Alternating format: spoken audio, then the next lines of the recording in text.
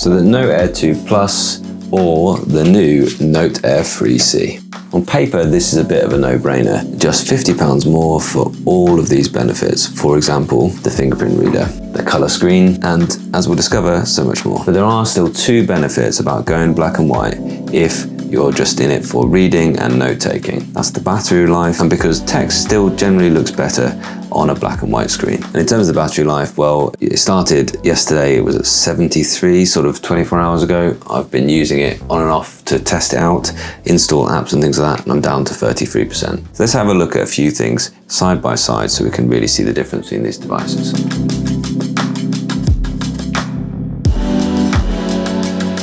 First of all, let's talk about the specs. So I'm going to get the press release. I'm actually going to download that and open it with Neo Reader for the sake of fairness. And you can really see as I skip around, you can still see the image retention in the Note Air 2 Plus, which is just gone on the Note Air 3C. So it is doing the book super refresh technology, and that's possibly why battery life isn't so great. So let's talk about the specifications. At the bottom of this is a comparison of the specifications. Here we are. These are essentially the three 10.3-inch devices that they're currently recommending and selling. It's the Note Air 2 Plus, this one, 1.8 GHz octa-core processor, Android 11 versus Android 12 here on the Note Air 3C. The Note Air 3C is a 2.2 GHz octa-core processor, it says, although when I went into CPU-Z and actually inspected that processor, it tells me it's a Snapdragon 665 at 2.8 GHz. I asked this question, and yes, indeed, it was actually just a misprint here, and that actually was always a 2.8 GHz octa-core processor. So that's good news for everybody that in fact you will get a 2.8 GHz octa-core processor. It is the same as the Tab Ultra C Pro, so that's absolutely fine. I can also say, while I'm just doing a little bit extra here for these videos, I can also say that I have indeed planned out my next fortnight on this device, and I can tell you that I did really enjoy this. It was excellent, and I really like the writing feel. And I like Smart Scribe, and generally the whole device feels really, really quick because of that extra processing power. What I would say about Smart Scribe is sometimes when I'm drawing on it, is accidentally I've been writing something and it's kind of selected the text like that underneath, but that's just something for me to get used to, I think. If you can quickly turn off Smart Scribe, for instance, I'm not sure where that would be in here. There it is. You can turn it off through there if you didn't want to use any of that. But can you see the image retention here on the Note Air 2 Plus is really telling, and that just a little bit there, it just generally gets wiped out here on the Note Air 3C. We'll do that in any of the balanced fast modes. But these screen modes are the older type of screen modes, and there is none of that sort of auto clean, super refresh, clearing out the ghosting. You've got access to that full screen refresh whenever you want it. I'm currently in X mode in this device. The speed mode might be a better one. Yeah, that's quite good. You know, I mean, it's quite all right, isn't it? So back to the specs. Don't kick it out of bed, really. If you've got one of these, you don't necessarily need to update straight away. Note Air 2 Plus is actually slightly heavier, but 15 grams. It's not much at all. They've got the same battery life, same 4 gigs and 64 gigs. Although the new Note Air 3C has an SD card slot, and that's where the old power button used to be, which was never a good place for a power button. But now the power button has a fingerprint reader and is up the top here. And of course, then the difference is the color screen. And the color screen is a 300 dot per inch color screen over here in black and white, 150 dot per inch in color. And this is just 227 dot per inch throughout the whole device. I wanted to just show the difference in the lights, because if I take both lights right off, now you can see how much darker really the screen is just naturally on the Kaleido-free screen compared to the older black and white Eink one. So much more of the time you're going to be running the lights much higher. If I go half lights here on both, and both as cold as they can be, you can still see much brighter here. So generally you're going to be, I used to use this generally about a third, just left it on, left it somewhere in the middle, good balance. Whereas this, I tend to leave this on about 2/3, and again, somewhere actually towards the colder side to give you truer colors than on the Note Air 2 Plus. And just for the sake of completeness, right up, see actually even then, the lights themselves are actually brighter here.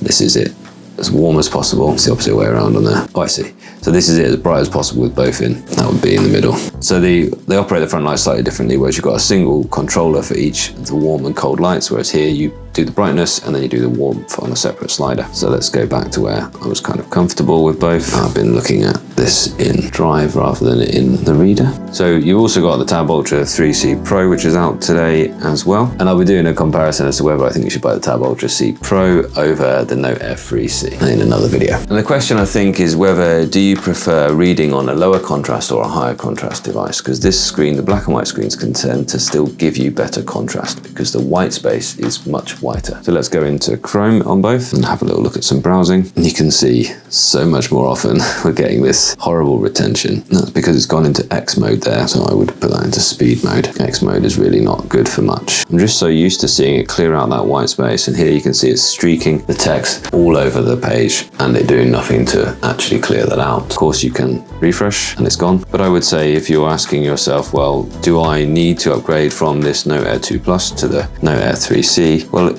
if you're used to this and it's been doing just fine, it hasn't been bothering you, then the only reason you're going to notice it bothering you is if you do take that upgrade, get used to seeing it clear, and then you go back, you're like, why isn't it clearing? So it's all about the comparison. I personally think if you've been using this device and you've been happy with it, and you don't need anything different in your workflow, then I would still love the one you're with, and I would still just appreciate this device for what it is. Generally though, scrolling is a lot smoother on a tablet with the Book Super Refresh. You can really enjoy the embarrassed look on Zuck's face more with that nice brick red on there. I mean, they're balanced, yeah, and to live in balanced. You know, to my eyes, I can see this is more pixelated, but what's more distracting is the image retention. It's just clearing up white, black space so much better on these Super Refresh enabled devices. So let's have a look at the note-taking app. Key differences there. I did actually notice that this is really lightning quick. Yeah, I can feel that this one is slightly faster than this one.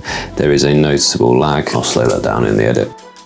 There is a slight delay. You can see that's about a centimetre behind as I do that same speed of stroke, and that's about a couple of millimetres behind. So they've also made some changes to the note-taking app. For instance, in the latest update, they've gone for gestures and gesture controls, so you can individually change each gesture, whereas this control button, you can turn touch right off, which I actually prefer, because you've still got a slight issue with this slide and drag on the page, and I am getting some accidental page turns in my PDF planner here on the Note Air 3C, which I don't get across here because I can simply turn touch right off in the PDF app. You've also got some other significant upgrades, which is Smart Scribe, where actually you can do things without having to change tool.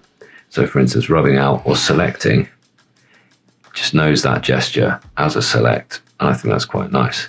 You've also got tags.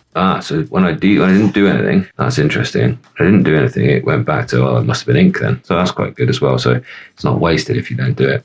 You can also tag, yeah, and then it randomly thinks it's a lasso once you've actually selected out. So you need to go back out of the lasso menu. I should change that. You can also tag words. Didn't like it that time, did it? And it will automatically recognize them. How do I go to those tags? Do I need to go? No. So I think it needs a kind of table of contents thing here where you can get to your tags. They'll probably realize that and bring it. You know, this is one thing they've always been talking about quite a lot, which is the books, they make updates without necessarily thinking them entirely through. So their updates are thick and fast, which is good in one sense, but when something that you're used to using, like just being able to turn off touch in your PDF, that goes, and all of a sudden you're back to having accidental page turns, that's annoying. And the updates will probably come to the older devices as well, but they just take a little bit of time to filter down. So should you upgrade? This Note Air 3C is a no compromise note-taking device with the power of the Tab Ultra C, and it's pretty compelling. But I would say, ask yourself if your current device is doing what it needs to do. As you can see in this press release, Books have committed to more than 3 years of free firmware updates for all models after the launch date. So if you're using an older device, you can still expect it to improve. You also, incidentally, for all new accounts, you get 10 gigabytes of cloud storage, which is a no-brainer. So unless you're getting frustrated that you don't have certain features on your older device, not having color might be the main one, or unless you just love the latest tech, and that's okay. It's okay to enjoy new things. Love the one you're with, and just enjoy watching Books innovate, and then splash out on something new when it really has the features that's going to improve your workflow. Right now, this is a splendid new iteration, and that's the way Books develop their devices. they make iterations. It's up to us as consumers whether we really feel the kind of urge to buy something new. That's their model of innovation, and when they get a new set of chips in or a new set of screens, they don't just build it into, you know, a new series of the same kind of device. What they do is they actually release a whole new product, and that doesn't make the previous generation obsolete. There's one other thing, which is the case that's been released alongside this can actually stand up into portrait mode, which I must say I quite like. And then using a Bluetooth keyboard like so is actually quite a viable sort of Eink typewriter. I'm just interested to see, I haven't actually tried this yet, whether the cases are backwards and forwards compatible. They should be, because the form factor is identical. Didn't feel like it snapped in there though. No, they're not. The magnets must be in different places, because that is not staying put in there. And yeah, nor is that staying put in there either. So no, don't go buying a Note Air 3C case to try and use with your 2 Plus. That is an interesting point of comparison as well. If I go back to the Notes app, do I get any wobble from the cases? So just a little bit here by the clasp, and I think a little bit that, yeah, just here at the bottom, somewhat towards the edges. I don't know if there's any up there.